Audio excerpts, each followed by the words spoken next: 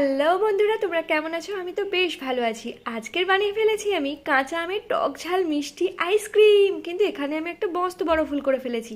কি ভুল সেটা শেষে বলবো ভিডিওর।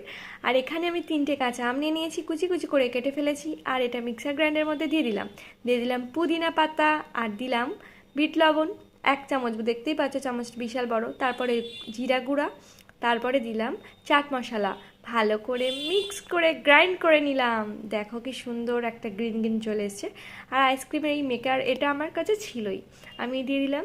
কিন্তু এখানে আমি যে মস্ত বড় ভুলটা করেছি সেটা হচ্ছে আমি আইসক্রিমে মিষ্টি দিতেই ভুলে গেছি।